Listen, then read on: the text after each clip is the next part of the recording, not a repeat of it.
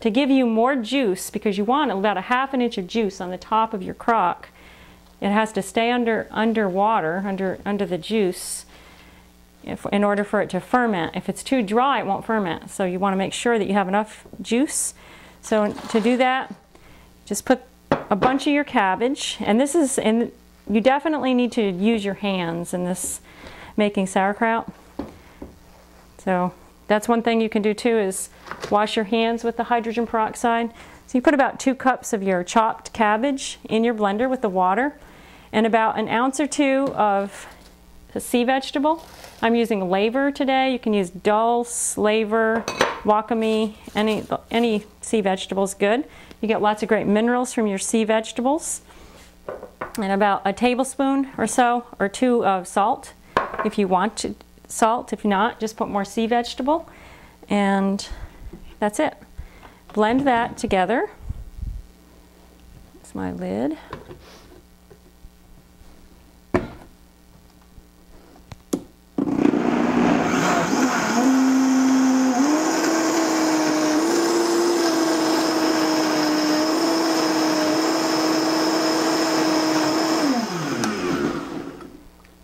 Isn't that a pretty color?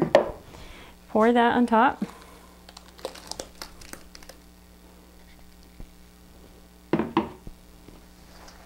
And you can tell, you mix it all together and you can tell if it's wet enough. Just kind of push down on it. And if it feels like it's going to reach the 2-inch, I'm going to put some anise and some dill weed in here. You can also use caraway.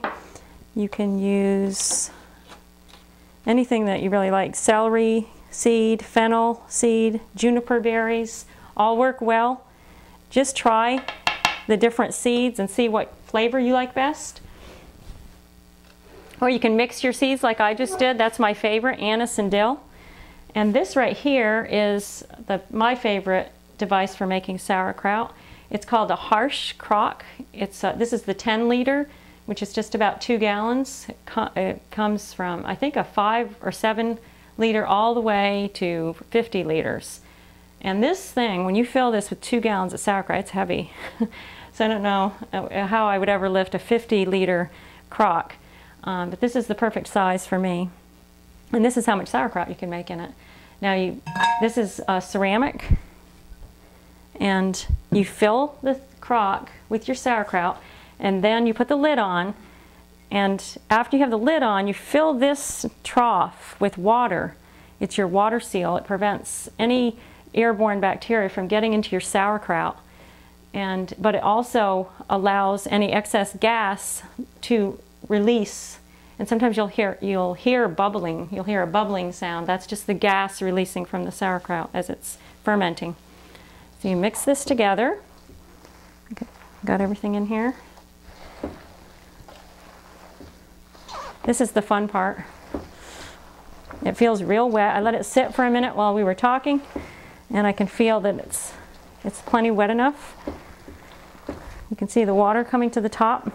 When you push down on it, if you can see this, when you push down, you see the water release, and you know, wow, that's really good. We've got a lot of juice, so it's going to ferment really nicely.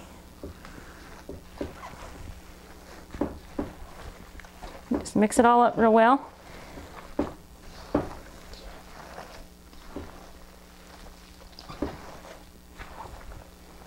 You want to make sure you've mixed it well, because you want to have all those seeds thoroughly mixed so you don't have a pocket somewhere. This is really fun. So you could put your hands in this. Okay, now you just fill your crock.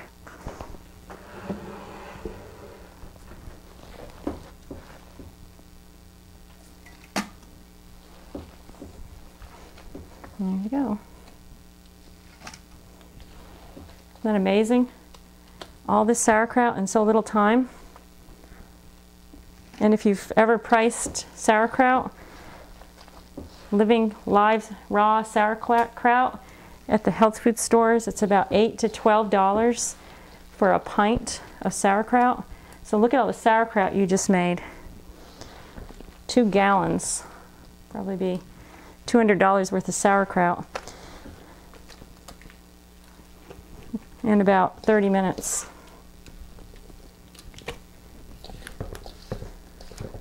And this was just perfect. Now, one other thing that you want to do when you're making sauerkraut, after you've filled your crock, you want to push it down so that there's no air in there, air pockets. You can do that with a ladle or with a potato masher. You can use a potato masher and just push down on it, and that just releases any air that's in there.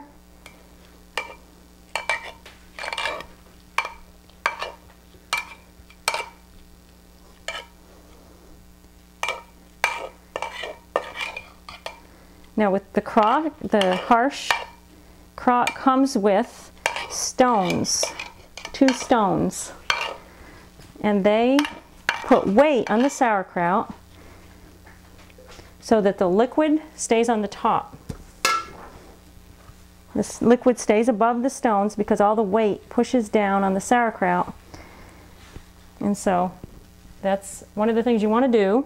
If you don't have a harsh crock, you can use just a gallon-sized jar, and in order to put weight on the sauerkraut in a jar like this, you would just take this is perfect.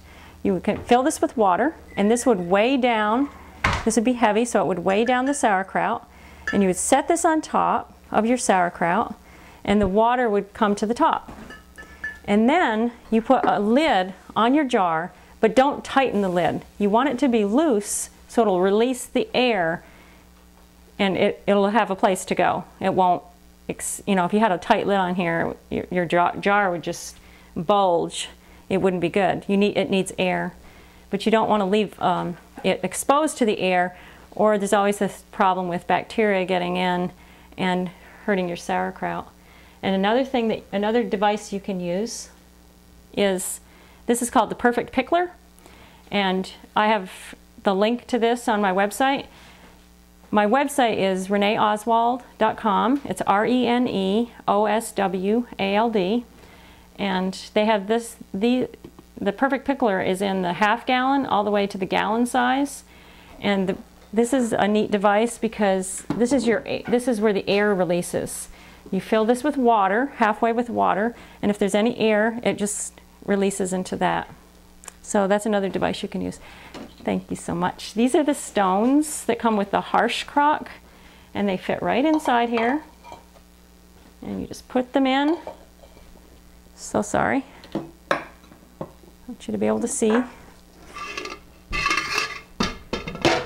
Just set them in here on top.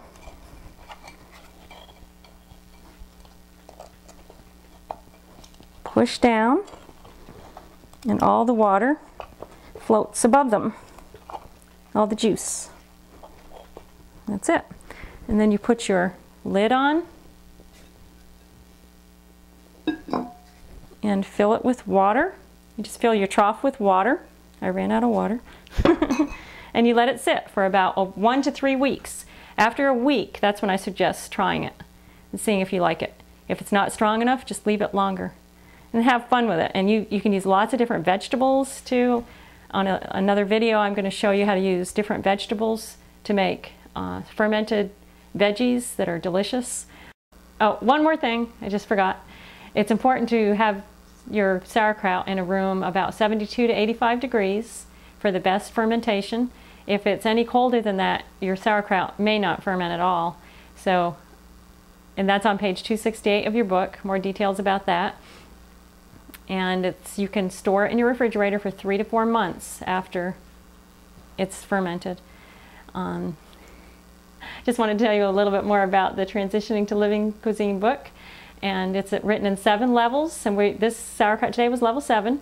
There's 6 more levels, and it's just a gradual progression for people transitioning into living foods. So it's fun and easy and not overwhelming. And everything is delicious. There's over 350 recipes, so you'll find something you love. You'll find a lot of foods you love, and there's no deprivation on this program. You get to eat lots and lots of food, and you lose lots and lots of weight if you need to. So it's a wonderful program, and I hope you enjoy it. Thanks so much for joining me today. Hope to see you again soon.